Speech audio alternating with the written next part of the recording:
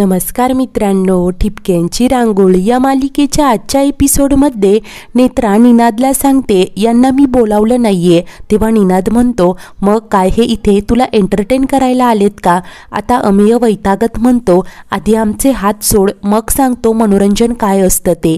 तेव्हा निनाद आता अमेयच्या जवळ येतो, त्याच्या तोंडाची मिशी खेचतच म्हणतो की काय रे, तुला माहिती आहे का या घरात ना आम्ही खूप इंटरेस्टिंग गेम खेळतो, त्यात जर का जीव वाचला तर काय आनंद होतो ते या नेत्राला चांगलंच माहितीये। नेत्रा निनादला सांगते का उगीच आपल्या दोघांच्या मध्ये यांना आणताय, त्यांना जाऊ द्यात। तेव्हा निनाद म्हणतो जर का शिकार स्वतःहून सिंहाच्या गुफेत चालत आली तर सिंह तरी ती कशी सोडणार ना, सगळ्यात आधी मला शिकार ना तुझ्या या याराची करायची आहे। असं बोलतच निनाद आता शशांकच्या शेजारी येतो। तेव्हा शशांक चिडूनच म्हणतो की यार काय यार, ती माझी कलिग आहे। तेव्हा निनाद म्हणतो तुझ्यासाठीच तर ती पुन्हा इन्स्टिट्यूटमध्ये आली ना। शशांक सांगतो लग्न झालंय माझं। तेव्हा निनाद म्हणतो म्हणून काय झालं, प्रेमासाठी तर तू इथे आलास ना। तेव्हा शशांक बोलतो अरे माणुसकी नावाची सुद्धा काहीतरी गोष्ट असते आणि म्हणूनच आम्ही तिला मदत करायला इथे आलोय।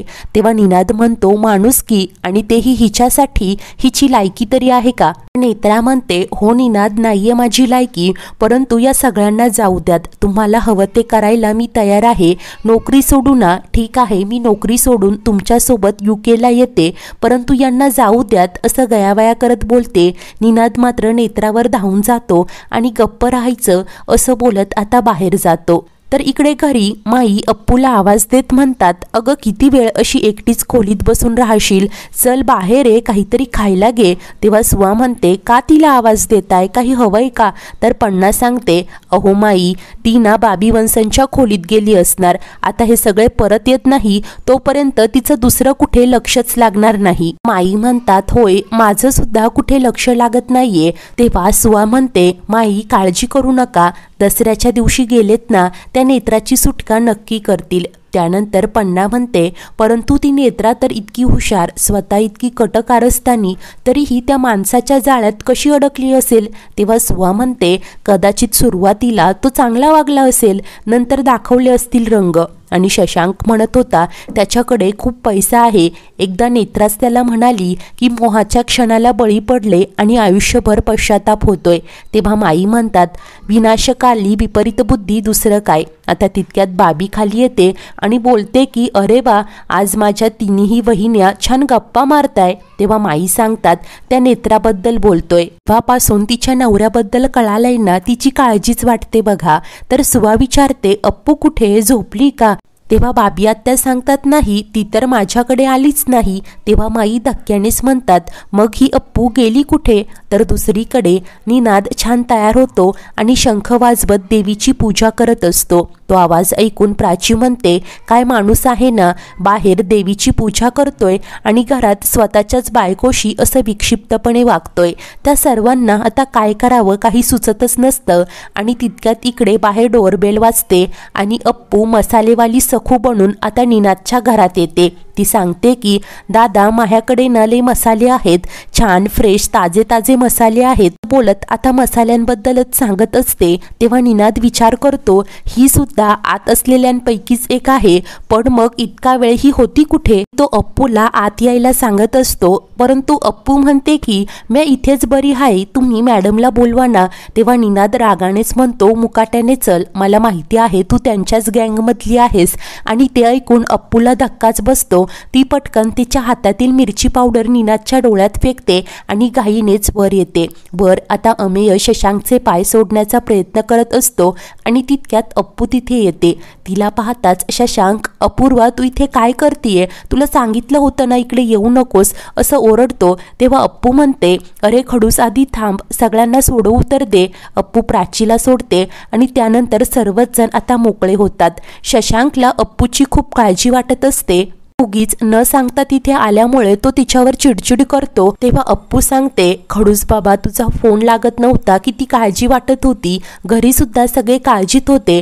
तेव्हा शशांक म्हणतो अगं पण तू प्रेग्नेंट आहेस, या अवस्थेत इकडे यायला नको होतं। नेत्रा म्हणते होय शशांक बरोबरच बोलत आहे, अप्पू तू इकडे यायला नको होतं आणि मुळात तुम्ही सगळे इकडे आलातच का असं विचारते तेव्हा अप्पू सांगते आपण ज्या माणसाचं इतकं टेन्शन घेतोय ना तो बसला असेल तिकडे डोळे चोळत, मी ना चिली पावडर अशी त्याच्या डोळ्यात फेकलीये.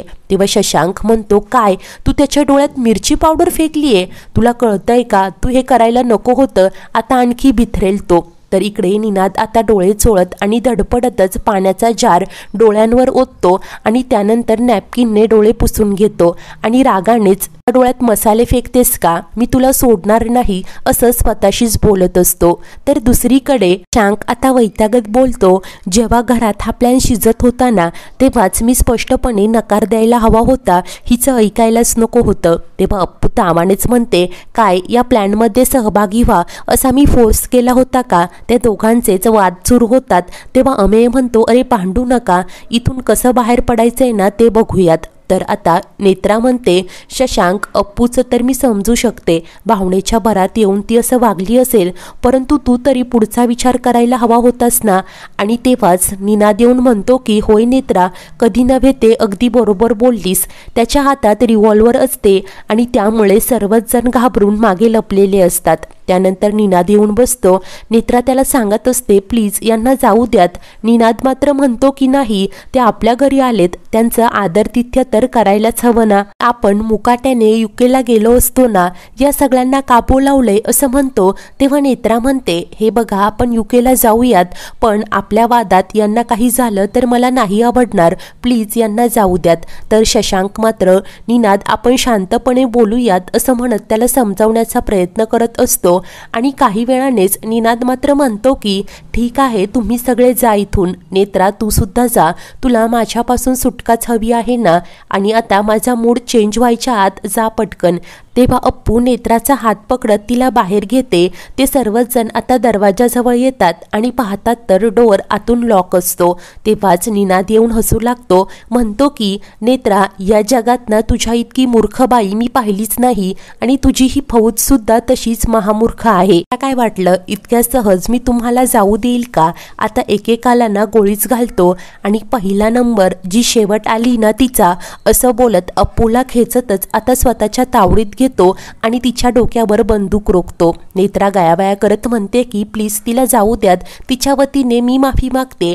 तेव्हा निनाद म्हणतो माझ्या डोळ्यात मिरची फेकतेस का, पण तुझ्या डोळ्यात नाही तर डोक्यातच गोळी घालील. ते पाहून सर्वच जण खूप घाबरून गेलेले असतात. इकडे घरी आता सर्व बायका घरातील प्रत्येक खोलीत जाऊन पाहतात, परंतु अप्पू कुठेही नसते. तेव्हा सुहा म्हणते माझी भीती खरी ठरली तर अप्पू त्या नेत्राच्याच घरी गेलेली असणार. तर बाबी आत्या आता प्रत्येकाचे फोन डायल करतात, परंतु कुणाचाच फोन लागत नसतो. म्हणते यावेळेस अप्पू खरंच चुकलीये, समोर एवढं मोठं संकट उभं असताना तिथे जाण्याची काय गरज होती. मात्र घाबरतच म्हणतात त्या नेत्राच्या नवऱ्याने अप्पूला काही केलं तर तेव्हाच इकडे नेत्राचा नवरा म्हणत असतो की मी ना तुझ्या बायकोच्या डोक्यात गोळी घालणार, ती आणि तिच्या पोटातील हे बाळ दोघेही मरणार. तेव्हा नेत्रा विचारते पण तुम्हाला कसं माहिती की अप्पू प्रेग्नेंट आहे ते.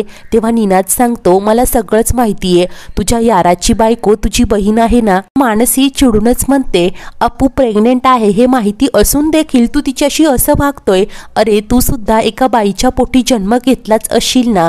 तेव्हा निनाद म्हणतो मला कटकट नकोय आणि एकेकाला गोळी घालून संपवतोच, तुम्ही स्वतः इथे चालत आलात परंतु जाताने ना खांद्यावर जाल.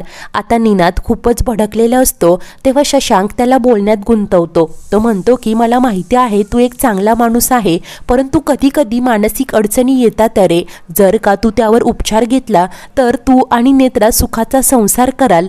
निनाद म्हणतो की मला फालतूची बडबड ऐकायची नाही. तो तिकडे बोलत असतो तेव्हाच अप्पू आता हळूवार तिच्या कमरेला अडकवलेल्या बटव्यातून मिरची पावडर काढते आणि निनादच्या डोळ्यात फेकते आणि ती पटकन स्वतःची सुटका करून घेते. सर्वच जण आता बाजूला लपलेले असतात.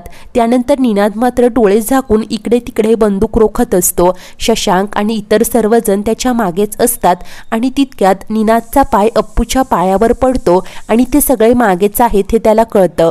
त्यात कुणाच्या तरी मोबाईलची देखील रिंगटोन वाजते आणि निनाद डोळे उघडून पाहतो आणि नेत्रालाच स्वतःच्या तावडीत घेतो. सर्वच जण खूप घाबरलेले असतात. तर पुढील भागात शशांक निनादला म्हणतो, अरे तू सुद्धा एका स्त्रीच्याच पोटी जन्म घेतला आहेस, तरीही स्त्रीबद्दल इतका तिरस्कार कसा? म्हणतो, आधी तुझीच वाट लावतो आणि शशांकला मारत असतो. त्यानंतर नेत्राला खेचतच घेऊन जात असतो. तर निनादने धक्का दिल्यामुळे अप्पू देवी मातेसमोरच खाली पडलेली असते. देवीचं कुंकू तिच्या कपाळी लागतं. अप्पू ठामपणे देवीकडे पाहते. देवीच्या हातातील त्रिशूळ हातात घेते. जोरानेच निनादला आवाज देते. समोर येऊन लाथ मारत त्याला खाली पाडते आणि सांगते की निनाद, तू अजून स्त्रीची शक्ती ओळखली नाहीयेस. स्त्री ही लक्ष्मी आहे, सरस्वती आहे, अन्नपूर्णा आहे, परंतु तुझ्यासारख्या राक्षसाचा संहार करण्यासाठी ती महिषासुर मर्दिनी सुद्धा आहे. असं बोलून आता रागानेच निनादवर त्रिशूळ रोखून असते.